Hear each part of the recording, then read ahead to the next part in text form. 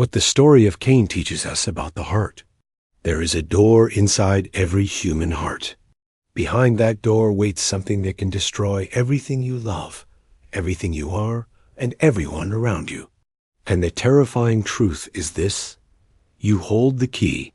This is the story of the first door that opened, the first heart that chose darkness, the first blood that cried out from the ground. This is the story of Cain. But more than that, this is your story. Because what happened in a field long ago still happens in the hidden chambers of our hearts today. The same choice that faced the first son of Adam faces every son and daughter of humanity. Will we master the beast at our door, or will we let it devour us? This is not just ancient history. This is the mirror held up to every soul. In the beginning, after the fall, after paradise was lost and innocence shattered, Adam knew Eve, his wife. In the embrace of two people cast out from Eden, in the union of hearts heavy with the weight of their choices, life began again. Eve conceived and bore a son, and she named him Cain, saying, "I have gotten a man with the help of the Lord." Can you hear the hope in those words? Can you feel the desperate faith of a mother who had lost everything, clinging to the possibility that this child, this first son born outside of paradise, might be the answer to her prayers? Perhaps she whispered to herself in the long nights of pregnancy, "Maybe this one will crush the serpent's head. Maybe this one will lead us home." And then came another son, Abel, whose very name means breath or vapor, a whisper of life in a world suddenly acquainted with death. Two sons, born to the same parents, breathing the same air, walking the same cursed ground. Two hearts beating in chests that carried the same divine image and the same fallen nature. But here, even at the beginning, we must pause and ask ourselves, what makes one heart turn toward God while another turns away? What causes one soul to seek the face of the Almighty while another hardens like clay in the sun? The answer is not in their circumstances, for their circumstances were identical. The answer is not in their upbringing, for they shared the same mother and father. The answer lies deeper, in that mysterious place where the human will meets divine grace, where choices are born, where destinies are forged. As the boys grew, they chose their paths. Cain became a worker of the ground, following the sweat and toil his father had been sentenced to. Can you see him there, bent over the earth that would no longer yield easily, wrestling life from soil that seemed to resist his every effort? Perhaps he looked up sometimes and wondered why the ground beneath his hands felt so hostile, why every harvest was a battle won by the narrowest of margins. Abel became a keeper of sheep, a shepherd who learned to read the sky for storms, to find water in dry places, to protect the vulnerable from the predators that prowled the wilderness. There's something prophetic in this, isn't there? The second son, the younger brother, becoming a shepherd, a calling that would echo through generations, from Abel to David to the Good Shepherd himself. But their occupations were not what set them apart. Many farmers love God. Many shepherds turn from him. The difference was not in what they did with their hands, but in what they did with their hearts. A day came, and it always comes, when both brothers felt the stirring in their souls to approach the holy. Perhaps it was a day when the weight of separation from God felt too heavy to bear. Perhaps it was a moment when gratitude overflowed for harvests gathered or flocks protected. Perhaps it was simply the appointed time when the human heart must reckon with its Maker. In the course of time, Cain brought to the Lord an offering of the fruit of the ground. Picture him there, arms full of the produce he had coaxed from reluctant soil. Grain, perhaps. Fruit from trees he had tended. Vegetables he had nurtured from seed to harvest. These were the works of his hands, the products of his labor, the evidence of his industry. But Abel brought of the firstborn of his flock and of their fat portions. Do you see the difference? Abel didn't just bring an offering. He brought the firstborn, the best, the fat portions that represented not just generosity, but sacrifice. This wasn't giving God his leftovers. This was giving God his finest.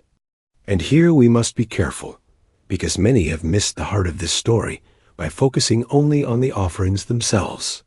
Some have said God preferred blood sacrifice over grain, meat over vegetables, animal offerings over plant offerings. But that misses the point entirely. God didn't reject Cain's offering because it was vegetables instead of meat. God's response had nothing to do with the external gift and everything to do with the internal giver. The Lord had regard for Abel and his offering, but for Cain and his offering he had no regard. The original language tells us that God looked favorably upon Abel and his gift, but upon Cain and his gift he did not look with favor. Notice that both the person and their offering are mentioned together. God's acceptance or rejection wasn't based on the thing offered, but on the heart of the one offering. What was it about Abel's heart that pleased God? What was it about Cain's heart that left God unmoved? The New Testament gives us a clue when it tells us that Abel offered his sacrifice in faith. Faith, that mysterious bridge between the human heart and the divine heart, that trust that reaches beyond what the eyes can see to what the soul knows must be true. Abel brought his offering in faith, believing that God was worthy of his best, trusting that the Almighty would receive his sacrifice, hoping in a relationship that transcended the visible world. His offering was an act of worship, a declaration of dependence, an acknowledgement that everything he had came from the hand of God and belonged to God. But Cain? The silence around his motivation is deafening. There's no mention of faith, no indication of worship, no evidence of a heart that understood what it means to approach the holy. Perhaps he brought his offering out of duty, obligation, or tradition. Perhaps he came because it was what people did, what was expected, what his parents had taught him. Perhaps he came with a heart that said, "I'll give God something, but I'll keep the best for myself." And so Cain was very angry, and his face fell. Can you see him there? Can you picture the moment when he realized that his offering had been passed over, that God's favor had settled on his younger brother instead of him? The text says he was very angry, not just irritated, not just disappointed, but filled with rage. And his face fell, the mask slipped, the pretense crumbled, and what was really in his heart became visible on his countenance. This is where the story becomes a mirror held up to every human heart. How many of us have stood where Cain stood, watching as God's blessing seems to fall on others while passing us by? How many of us have felt the burning of comparison, the acid taste of resentment, when someone else's prayers seem to be answered while ours echo in empty space? How many of us have experienced that moment when our carefully constructed image of ourselves as good, deserving people collides with the reality that God's favor cannot be earned, manipulated, or demanded? But here's what makes this story so profound, so relevant to every human heart. God didn't abandon Cain in his anger. The Lord said to Cain, "Why are you angry, and why has your face fallen? If you do well, will you not be accepted? And if you do not do well, sin is crouching at the door. Its desire is for you, but you must rule over it." Stop and listen to the heart of God in those words. Even after rejection, even after the failure of Cain's offering, even in the face of Cain's visible rage, God pursued him. The Almighty didn't write him off, didn't cast him aside, didn't give up on him. Instead, God came with a question, an invitation, and a warning. Why are you angry? Not a condemnation, but a question that invited self-reflection. Why this rage? Why this fallen countenance? What is really going on in your heart, Cain? If you do well, will you not be accepted? Here is grace upon grace, mercy beyond measure. God was telling Cain that the door wasn't closed, that the opportunity hadn't passed, that acceptance was still possible. The question wasn't whether God would receive Cain if he came with the right heart. The question was whether Cain would choose to come with the right heart. But then comes the warning that should make every human heart tremble. If you do not do well, sin is crouching at the door. Its desire is for you, but you must rule over it Picture this image. Sin like a predator, crouched at the door of Cain's heart, muscles tensed, eyes fixed on its prey, waiting for the moment of weakness when it can pounce. This isn't sin as an abstract concept or a theological idea. This is sin as a living, breathing, hungry beast that wants to devour everything good in the human heart. And notice what God said about this beast.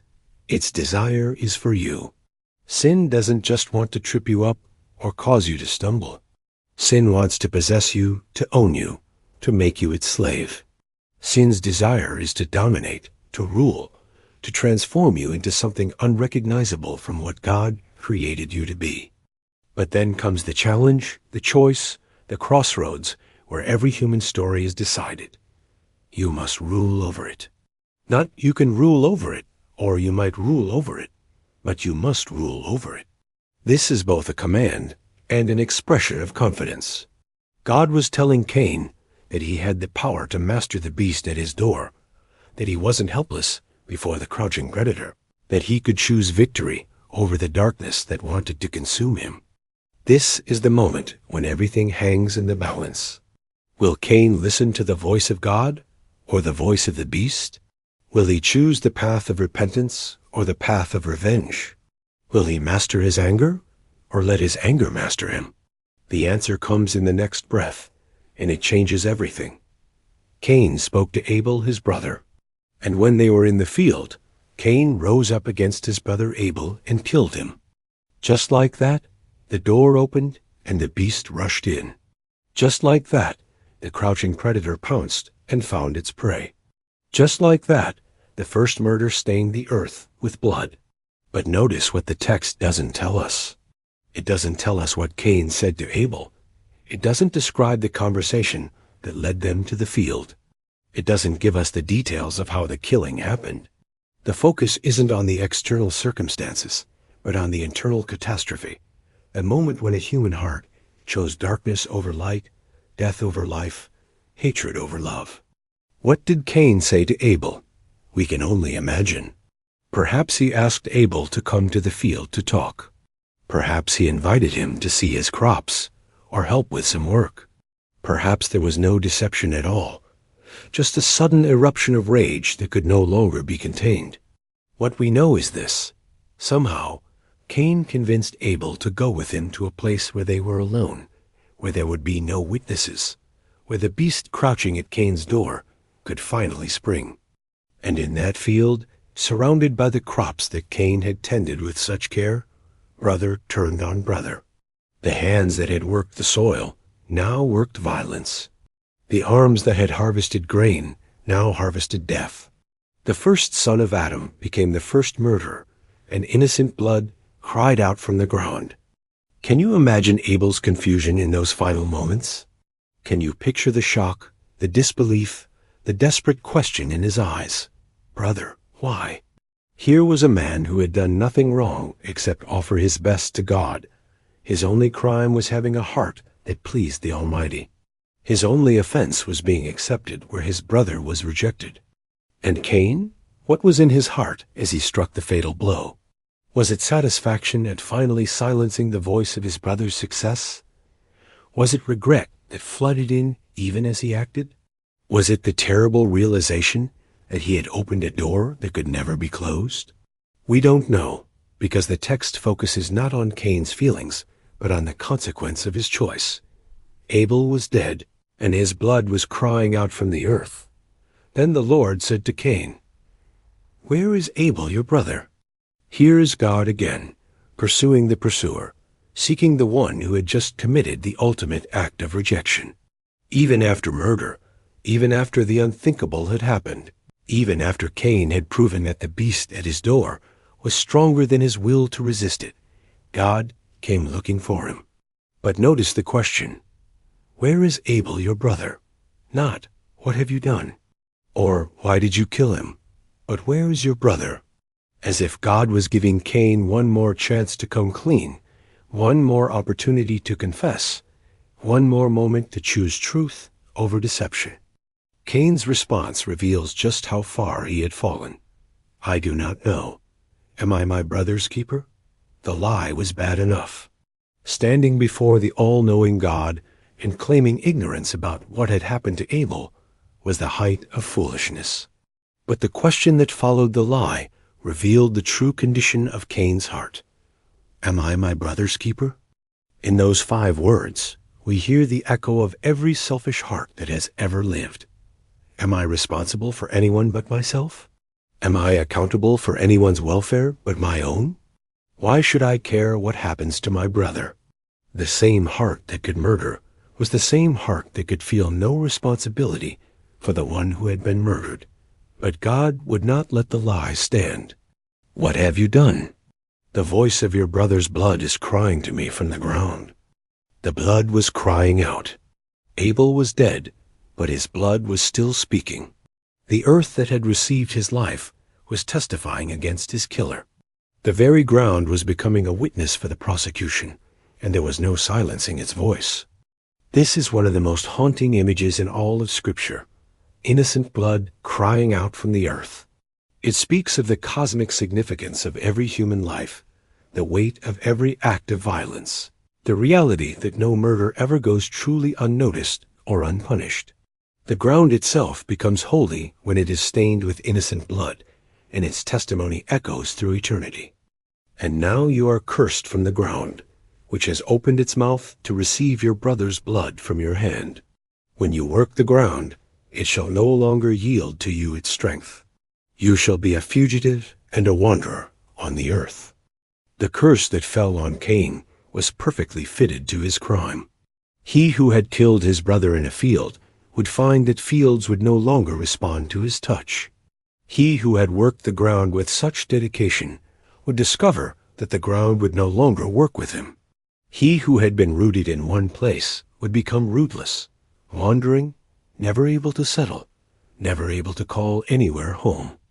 But even more than that, Cain would carry within himself the restlessness of one who had chosen to live at war with his own conscience.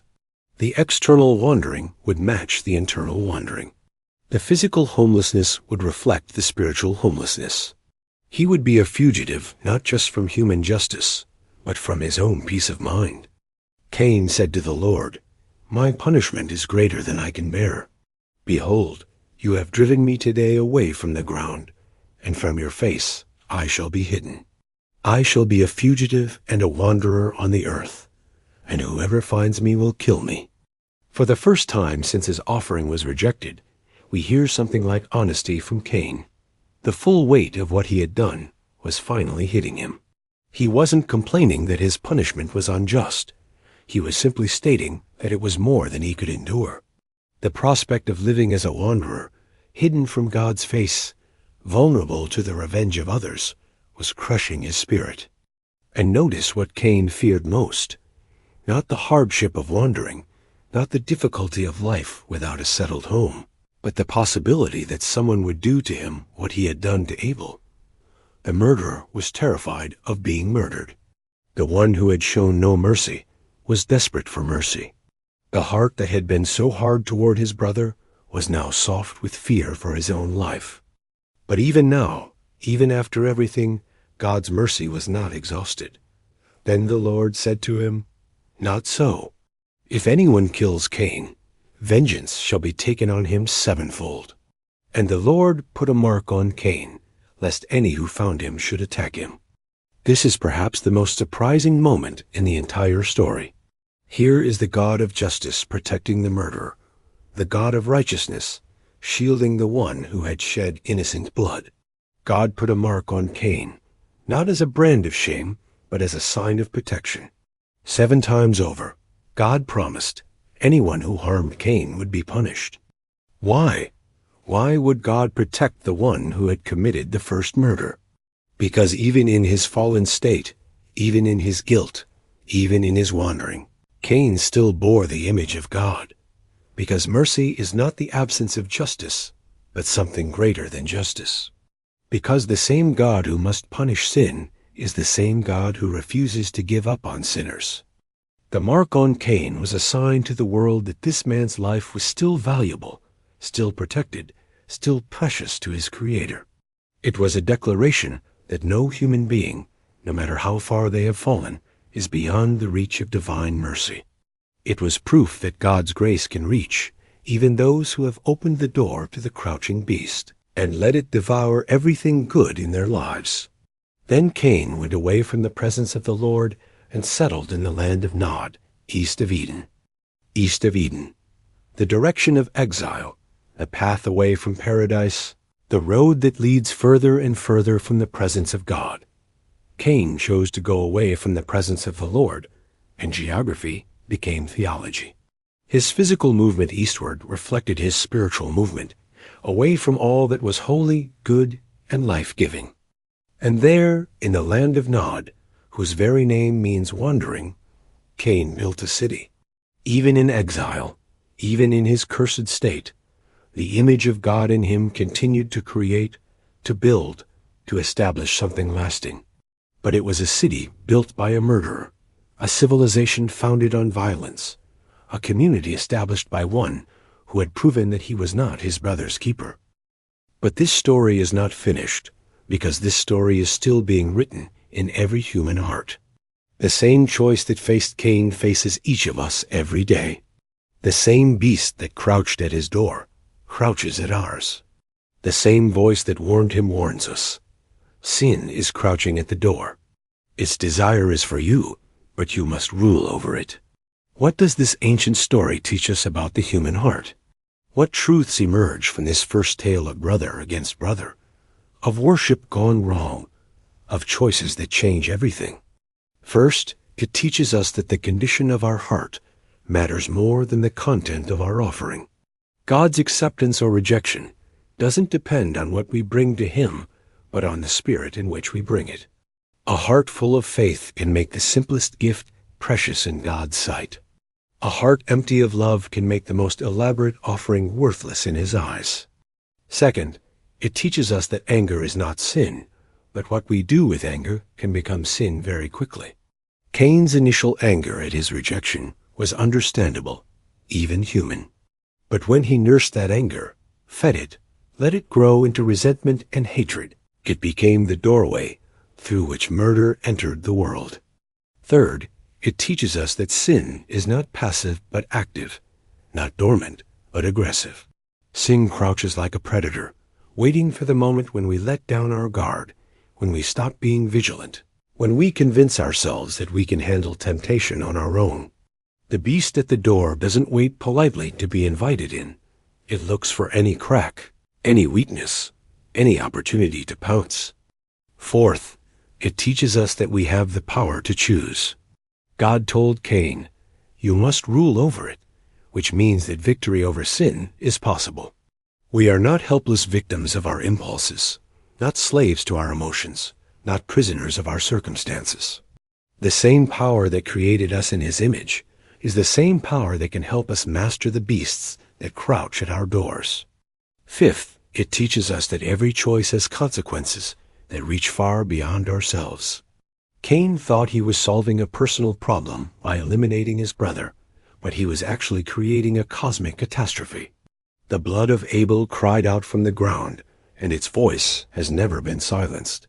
Every act of violence, every choice for darkness over light, every moment when we choose hatred over love sends ripples through eternity. Sixth, it teaches us that God pursues us even after we fall. 3 times in this story, God came looking for someone who had turned away from Him. He came to Cain before the murder with a warning and an invitation. He came to Cain after the murder with a question and an opportunity for confession.